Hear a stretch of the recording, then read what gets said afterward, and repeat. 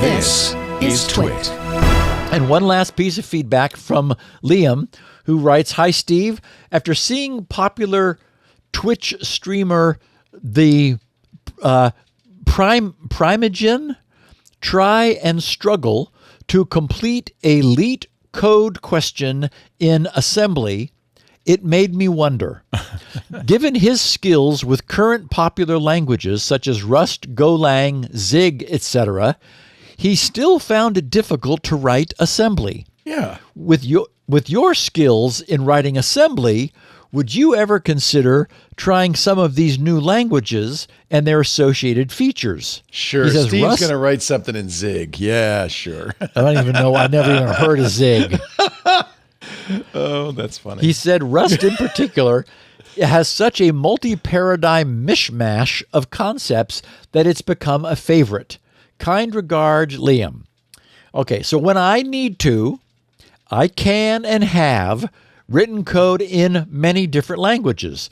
This is true for most people who write code as their primary avocation. And we know you, Leo, you speak many different computer languages. Yeah. None of them but yeah. Yeah. Very few people stick to a single language.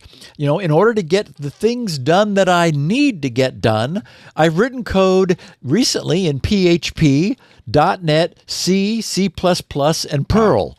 Wow. You know, the lights behind me are blinking thanks to some 12-bit PDP-8 assembly language code. Nice. And several embedded projects I've created use Texas Instruments TI MSP 430 processor, which I've also programmed in its native assembly language. So like most coders who've been at it for years, I've written in and can write in whatever language I may need to in order to solve whatever problem I'm facing at the moment.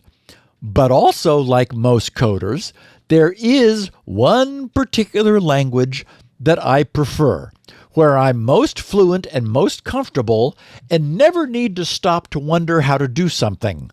And for me, that language is assembler. And it appears that I'll be able to stick with it for as long as I want to code as my primary avocation, because it's not going anywhere. It can't. Well, x86 could go away. No, because of backward compatibility. Yeah. 32-bit support. 16-bit support is rumored to be going away, but I've moved to 32-bit code a long time ago. So, you know, I'm going to guess, I think I've asked you this before. You know, when people write in assembler regularly, they end up creating almost their own language using macros. yeah. So that you aren't really often writing MOV. You're probably writing a macro that does several instructions at once. Is that the case? Yeah.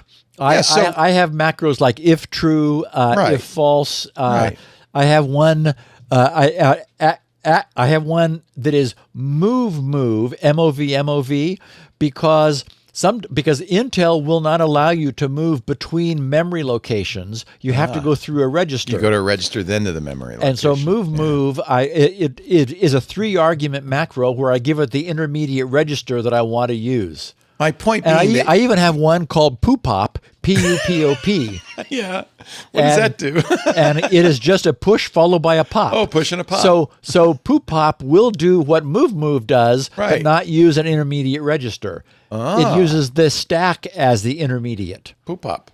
Poopop. So my point being that really you aren't writing in bare assembly most of the time. You're writing in a language you've written. Well, and for example, another macro I have is zero, Z-E-R-O, because when you want to zero a register, the best way is to XOR it with itself. Right. But XORing it with itself requires some interpretation when you see that.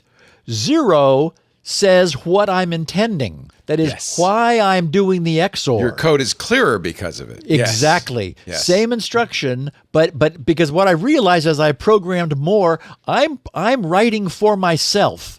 I will come back in the future. Like right now, I came back 15 years after I wrote the DNS benchmark, and I'm looking at it going, what the heck is this doing?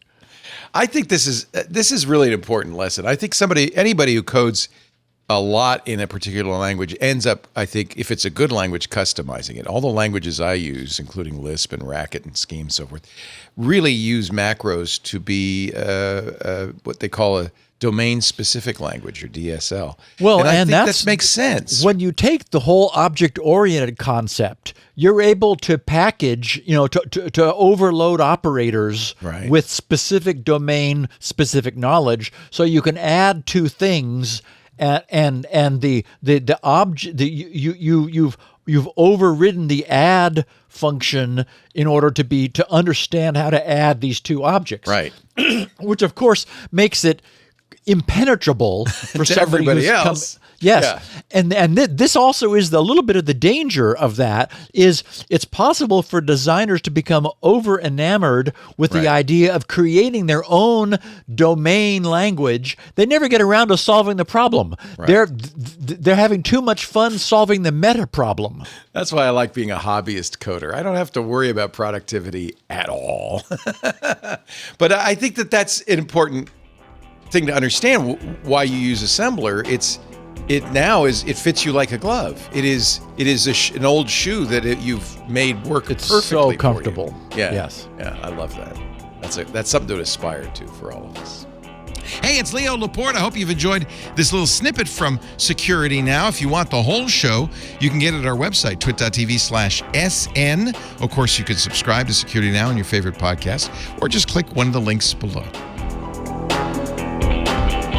Security Now.